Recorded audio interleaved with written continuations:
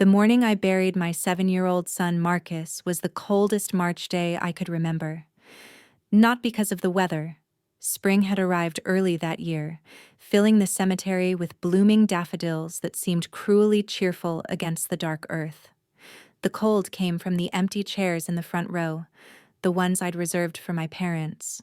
They weren't coming. Sarah's engagement party is the same weekend, my mother had explained over the phone 3 days earlier, her voice carrying that familiar tone of strained patience she used when she thought I was being unreasonable. According to YouTube analytics, 99.3% of viewers are not subscribed. That's a huge number. By subscribing the channel that is completely free, you'll help support the channel and never miss fresh content. We've had this planned for months. The venue is booked, the caterer's confirmed. We can't just cancel. It's my son's funeral, Mom. The words felt foreign in my mouth, like I was speaking a language I'd never learned. Oh, David, you know we love Marcus, but he's gone now. Sarah is getting married. This is about the living, about the future. Marcus would understand. Would he? Would my bright-eyed boy who used to call my parents Gamma and Gampa and spent every Sunday afternoon building elaborate Lego cities with my father understand why they chose champagne toasts over his goodbye? I hung up without another word.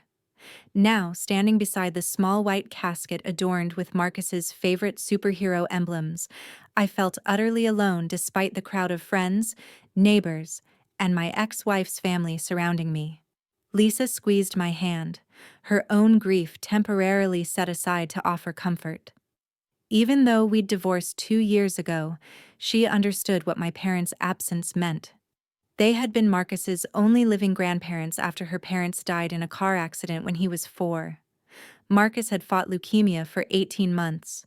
18 months of hospital visits, chemotherapy sessions, false hopes, and crushing setbacks.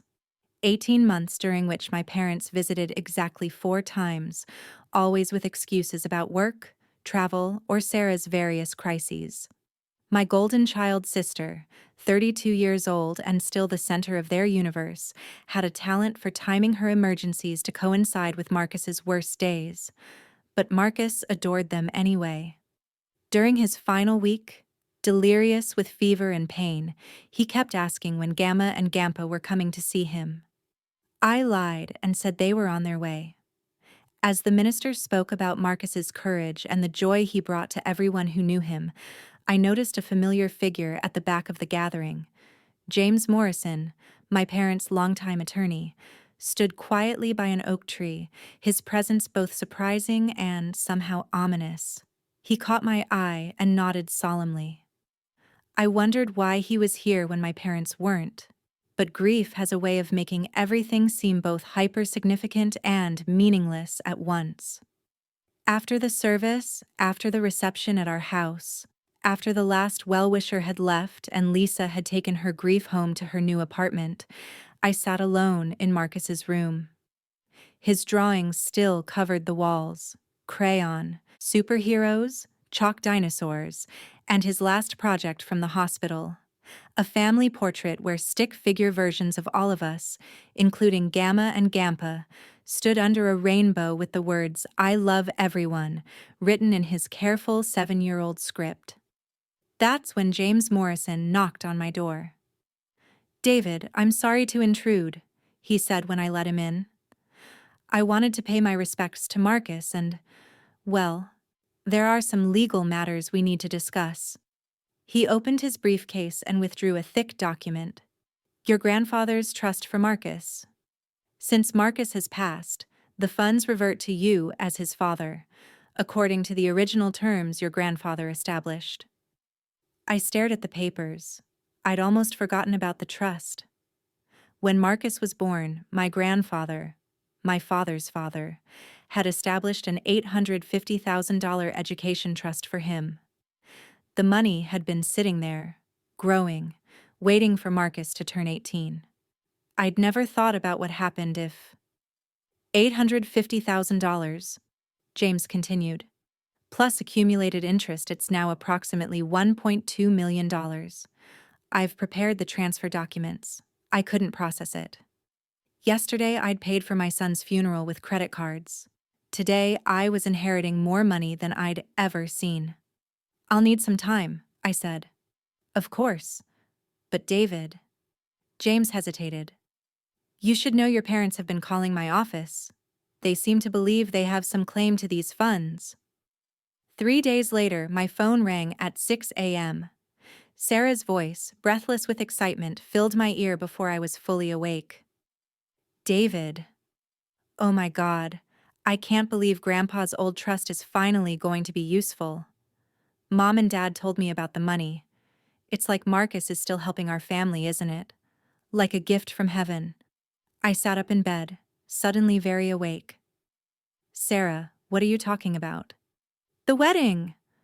We've been trying to figure out how to pay for everything we want. The venue we really love costs $180,000. And that's before flowers, music, photography. Oh, and Daddy said we should do the honeymoon in Europe like we dreamed. We calculated it all out, and we need about $400,000 to do it right. It's perfect timing. The casual entitlement in her voice made me feel nauseous. Sarah, that's Marcus's money. Was Marcus's money, she corrected gently. David, honey, Marcus is gone. He doesn't need it now. But I'm getting married. This is supposed to be the happiest day of my life. And you know Mom and Dad want to give me the wedding I deserve. They've been planning this since I got engaged. They've been planning it since you got engaged 6 months ago. Marcus died 4 days ago. I know, and I'm sad about that, I really am. But life goes on, David. Marcus would want us to be happy. He'd want his Aunt Sarah to have a beautiful wedding. I hung up. Within an hour, my mother called. David, sweetheart, I know you're grieving, but you need to think practically. What are you going to do with all that money? You'll just spend it on what? Therapy?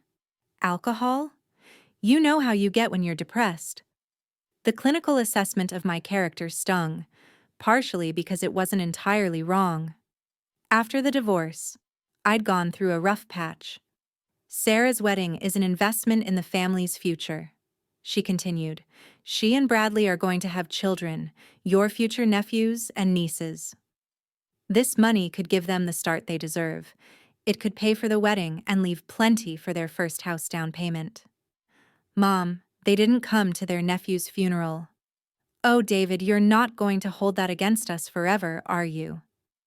We explained about the engagement party. Sarah's future in-laws flew in from Denver. We couldn't insult them by canceling. You could have postponed it. The venue was non-refundable. I realized she genuinely believed this was reasonable. In her mind, a $5,000 venue deposit outweighed saying goodbye to her grandson. That afternoon, my father called with a different approach. Son, I've been thinking about what's best for everyone involved.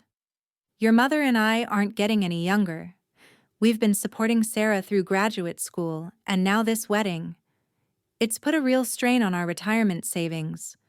We were hoping to travel, maybe spend our golden years seeing the world. He paused, and I could hear my mother coaching him in the background. What if we made this a family investment? You give us $400,000 for Sarah's wedding, and we'll pay you back from the sale of the house when we downsize. Plus interest, of course. It's really a loan, not a gift. When are you planning to downsize? Oh, well, not immediately. Maybe in 10-15 years, when we really can't manage the maintenance anymore. They wanted me to loan them money I'd never see again, using my dead son's trust fund to pay for my sister's wedding. The sister who was too busy with engagement festivities to attend his funeral. I need to think about it, I said. Don't think too long, my father replied. The wedding is in 8 weeks, and Sarah's already had to compromise on so many things. The longer we wait, the fewer options she'll have. That evening, I found myself back in Marcus's room, looking at his artwork.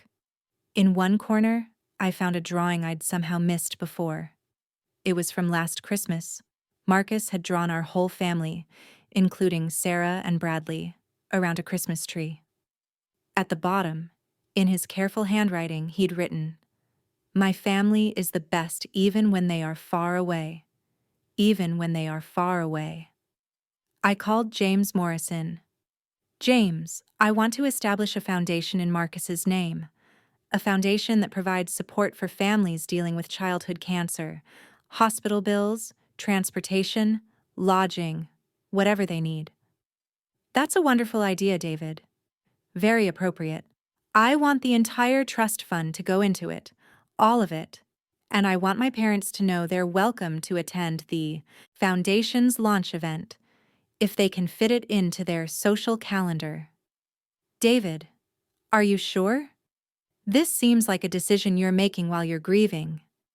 "I've never been more sure of anything in my life." The next morning, I called my parents and asked them to come over. Both of them arrived within an hour, and I could see the expectation in their eyes. They thought I was ready to discuss the wedding funding. "I've made a decision about Marcus's trust fund," I began. My mother leaned forward eagerly. "I'm donating all of it to establish the Marcus David Foundation for Childhood Cancer Support." The silence stretched for what felt like an hour. Finally, my father spoke. "Son, I think you're making an emotional decision that you'll regret. Grief isn't the time to make major financial choices."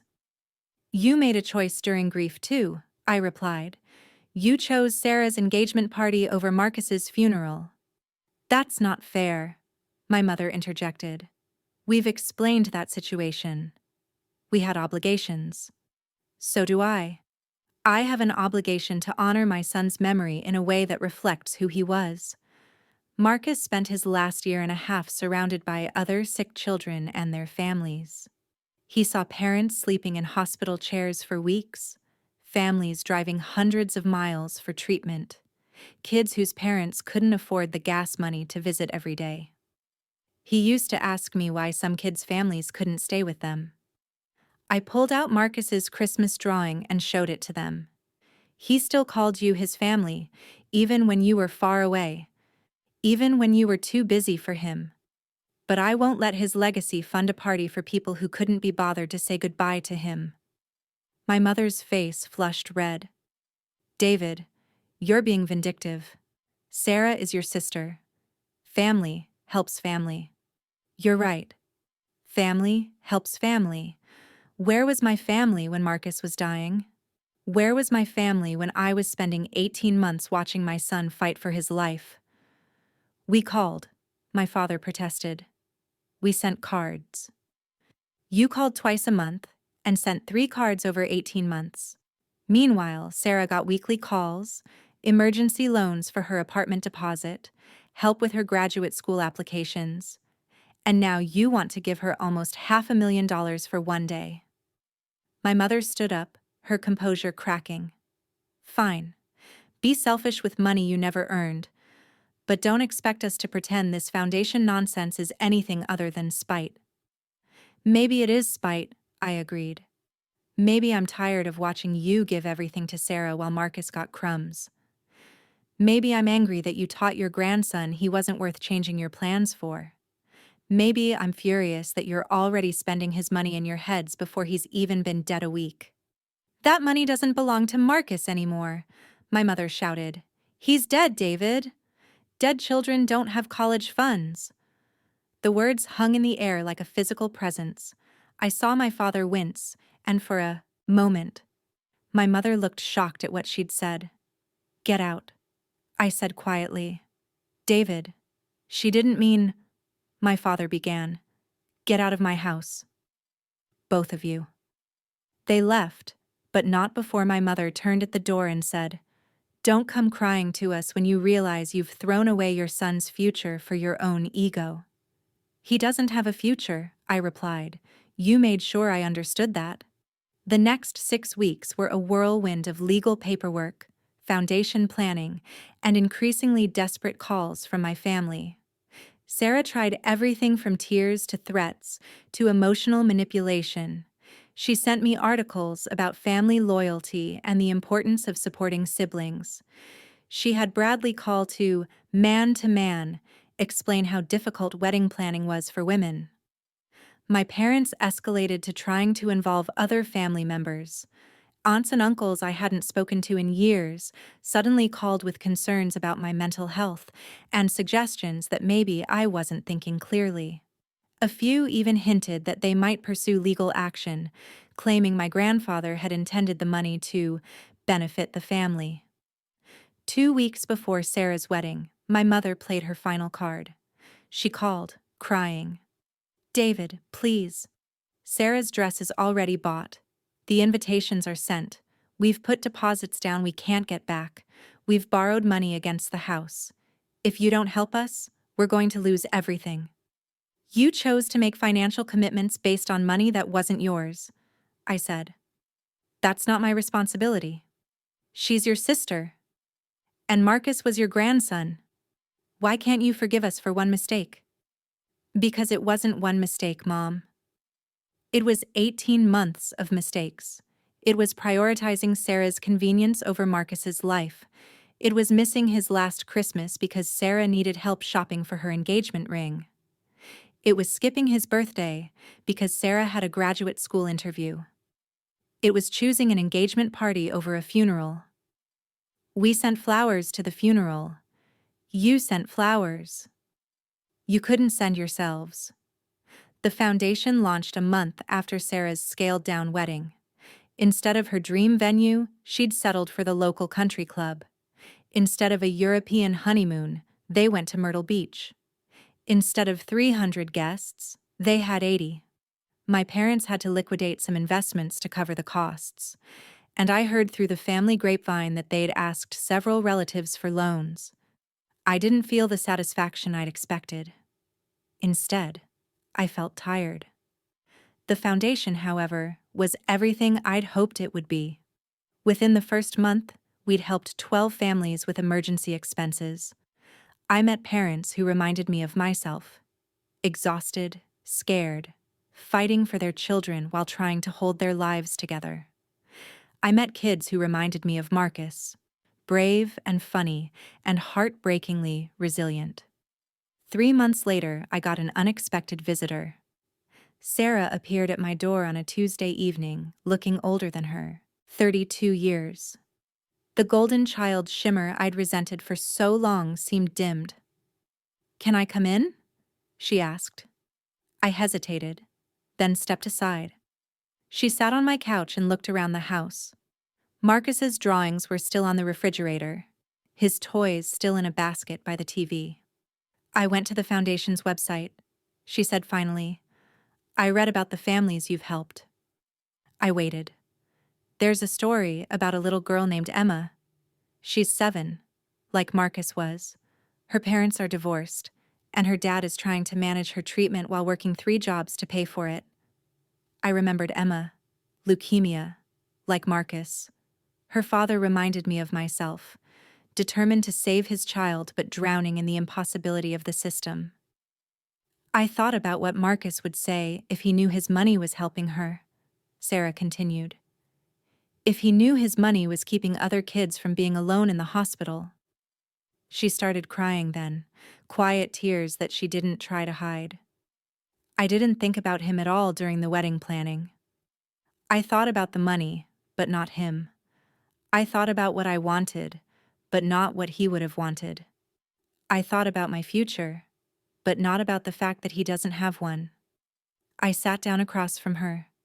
"Mom and Dad are angry at you," she said. "But I think they're really angry at themselves. They know what they did. Choosing the engagement party over the funeral. They know how that looks. They know what they chose." "Sarah, I need to tell you something." She wiped her eyes. "The engagement party wasn't non-refundable. Bradley wanted to postpone it when we heard about the funeral, but Mom said we couldn't let your family drama spoil our weekend. She said Marcus was going to die anyway, so what difference did timing make?" I felt like I'd been punched. "She didn't say it to be cruel," Sarah continued quickly. "She said it because she can't handle death. She can't handle anything that threatens her idea of how the world should work. In her mind, if she pretended Marcus was just sick instead of dying, if she focused on happy things like weddings instead of sad things like funerals, then maybe the sad things would go away. But they don't go away. No, they don't. She looked at me directly for the first time since arriving. I should have been there. At the funeral. I should have told Bradley and Mom and Dad that nothing was more important than saying goodbye to Marcus.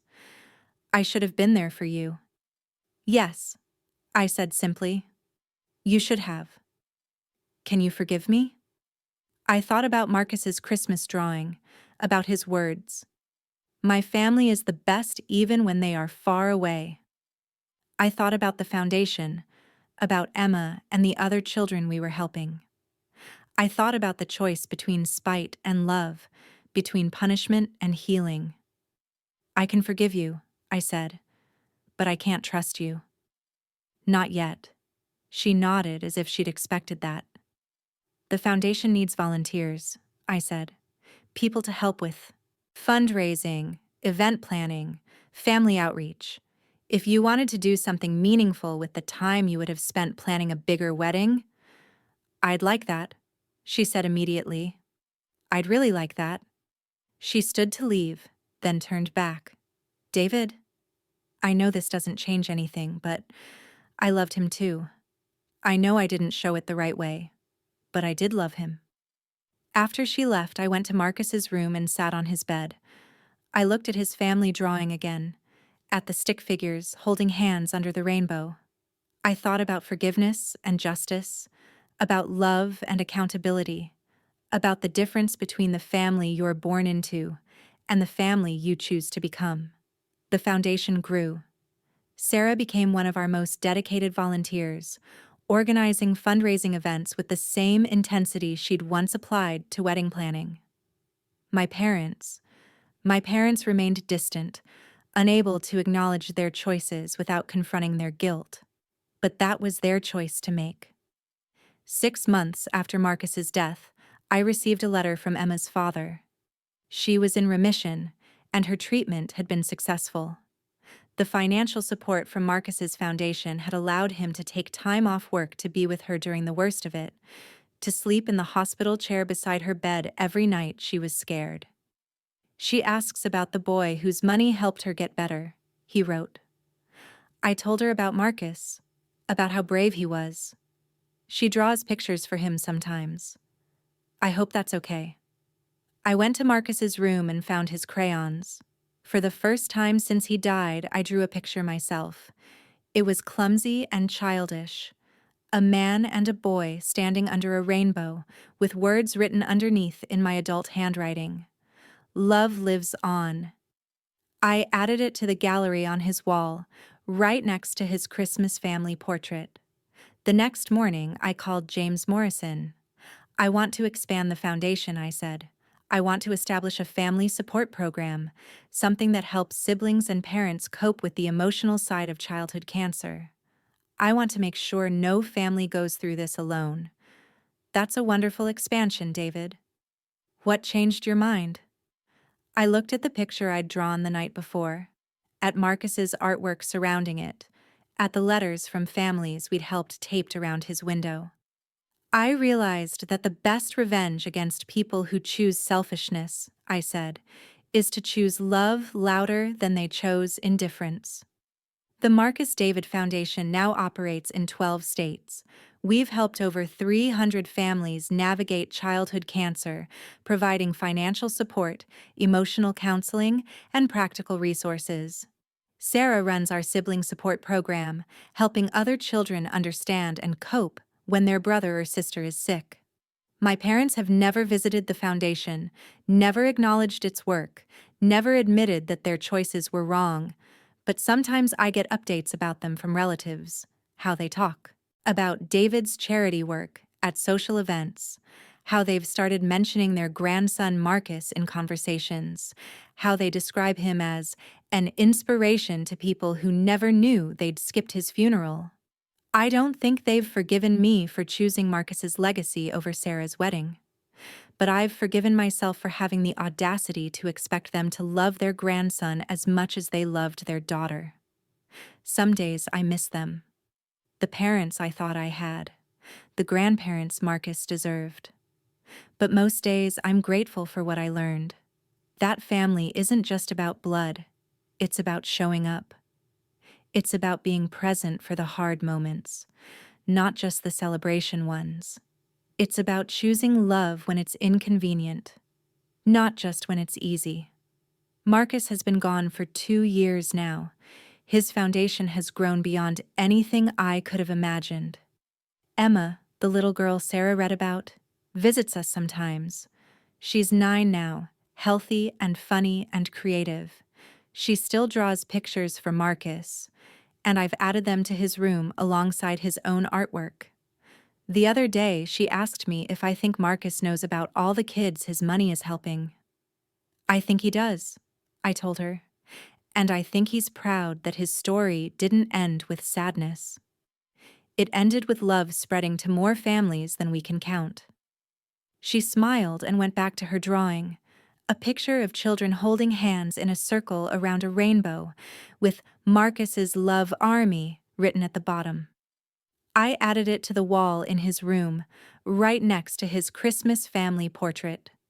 Sometimes the family you're born into disappoints you, but sometimes you get to build a better family out of love, service, and the legacy of a 7-year-old boy who believed that everyone deserved to feel loved. That's the family Marcus would have wanted. That's the family he still has.